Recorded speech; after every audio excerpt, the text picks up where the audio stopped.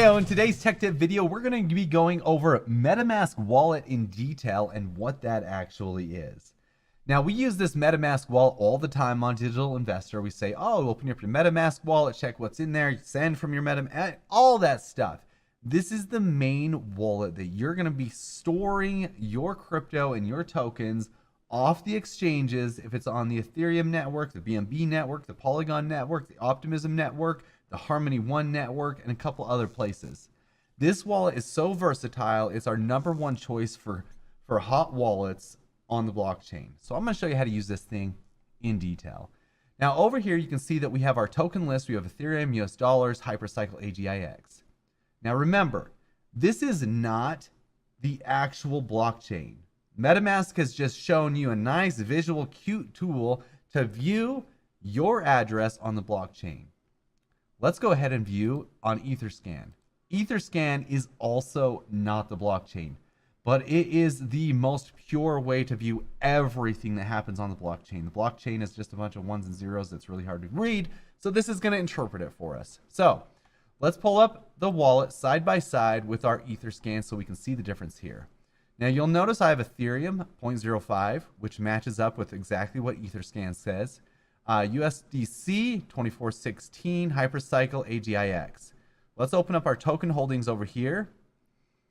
And then I will just open up this as well. And we notice a couple of things. Yeah, Singularity DAO is not showing up in MetaMask. What the heck is happening? Does that mean we lost our Singularity DAO? No. What I'm saying is MetaMask just shows you what you've basically told it to see. Now, we do have Singularity DAO assets in this wallet. We just haven't imported the token yet, so MetaMask can actually show them to us. So a lot of people are like, oh, my tokens are gone. They're not gone. They're not gone. They're actually in your wallet still, in your wallet address. They're just not showing up in your MetaMask. So let me show you how to do that really quickly because I think that's important. So we're going to go ahead and copy the Singularity DAO address over from CoinMarketCap, and I'm not going to show you that because I've already done that quite a few times. We're going to paste that, and then we're going to go next, and then it's going to pop up our SDAO value right there. And as you can see, it now matches exactly what we have over here in our wallet over on Etherscan. The next thing that I want to show you is the activity. It says you have no transactions. I mean, really?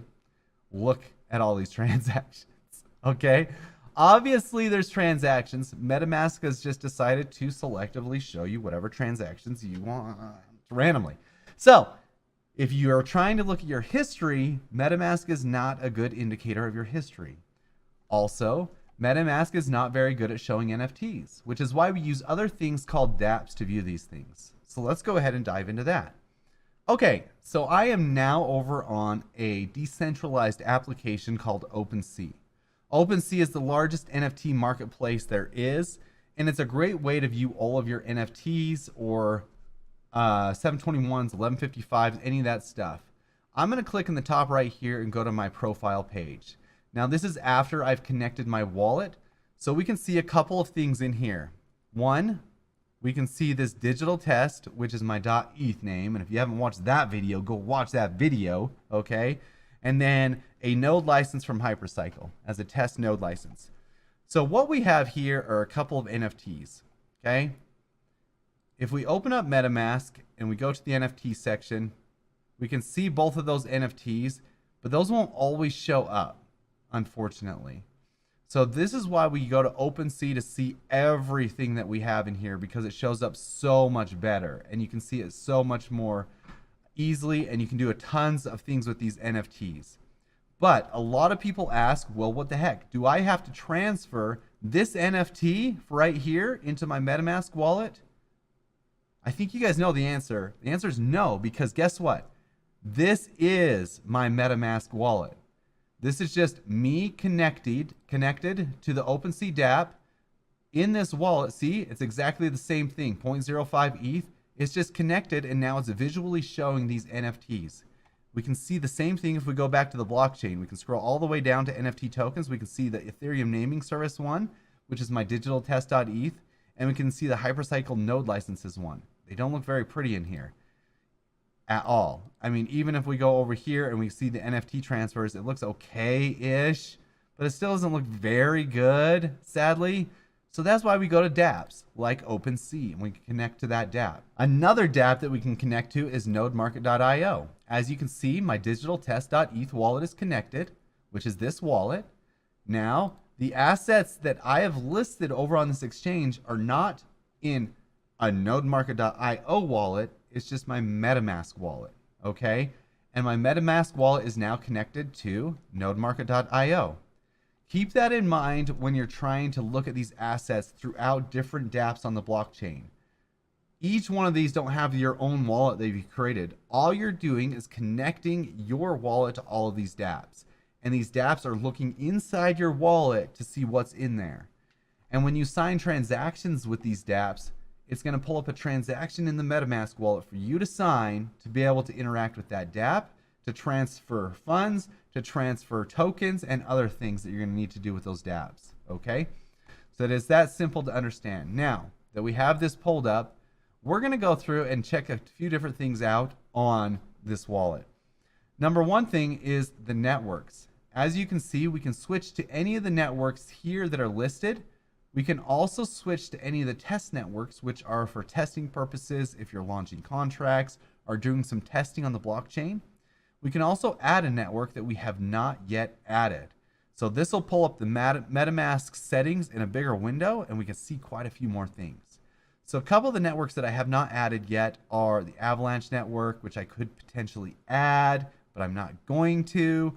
And we can do a couple other things. Or we can add a network manually, which is what we actually used to have to do with the BNB network, but we don't have to do that anymore. From here, you can also switch networks, and you can see I want to select the Polygon network. It's going to switch over to the Polygon network, but we're going to stay on the ETH network for now, as I can show you a couple of other things that we can do in MetaMask. What you can do in MetaMask is come over to the contacts section, and you can actually add people as contacts in your MetaMask. So if you have wallets that you send to a whole bunch, you can go ahead and add those in there as a contact by selecting add contact, put in the name of the person that you like to send to a lot of times. So I'm going to say, let's just say Brandon, might as well. And then I'm going to put in one of my other wallets here, which is warcraft.eth. And I'm going to go ahead and save that wallet. Actually, I'm going to put Brandon's Warcraft wallet there, I guess. I'm going to go ahead and save that wallet. Notice I didn't have to type in that long address because I have an ENS name assigned to that, a .eth name, which is really cool. It also makes it a lot more visually appealing on the blockchain. So let's go ahead and save that. Now we have that in there as one of my contacts. Okay, so the last couple of things that I'm going to show you over in MetaMask that you think you need to know are go over here, go to the settings, and then you go to the advanced tab. The only thing that you're going to probably need on the advanced tab potentially in the future is this custom transaction nonce. And the only reason you're going to need that is if you ever need to cancel a transaction, you can do so by clicking this thing and sending 0 ETH to yourself at the same nonce as your last transaction. I'm going to do a deeper tech tip video on how to do this. Specifically, this is just an overview, but that's the only other thing that you'll really need here. And then a couple other things that you'll probably go through, but I think I'll cover in those tech tip videos where we're going to do those specific things like adding a hardware wallet and some other little things there. So on the top section here, you have your simple buttons. You have your buy, your send, your swap, your bridge, your portfolio. On those, I want to emphasize more so, if you click one of these things, the swap button is within the MetaMask wallet. The bridge button takes you over to the MetaMask portfolio, which is actually not MetaMask's wallet. You need to connect to this portfolio to be able to use it. So it's actually another dApp, just like OpenSea, just like NodeMarket, just like Uniswap. This is a brand new dApp that you've connected to. You're no longer really in your wallet at all. It's connecting to your wallet and looking inside it just like those other dApps. So please keep that in mind. This is not really your MetaMask wallet. It is looking inside it just like any of those other dApps that we just pointed out here. So if you wanted to bridge something over, you could do so using this dApp, which is really nice. And this is one of the best ways to bridge. So if I wanted to bridge something over from the Ethereum network to the BNB chain, let's say I wanted to bridge over USDC, 50 USDC is available. That's really weird because I know I have more than that in my wallet. What the? Unless it's connected to a different wallet here. Anyway, and it looks like the bridge is back up and running. It was down for so long, so that's good to know. It must be connected to a different wallet than I was just showing, which is really strange. Really confusing here, so let's just see. Yeah, it's definitely connected to a different wallet now. That's what I'm saying. You're not actually opening up this MetaMask wallet. Ah, yes, I see what's going on there. You're not actually opening up this wallet. You're opening up another wallet that's connected here. So we could easily switch to this wallet and connect to, we can connect to this site. So we can do so by doing this. And this is actually a wallet connection. So we're going to go ahead and go to that. And then we're going to go active. And then we're going to refresh this portfolio.metamask.io. And we can switch the wallets.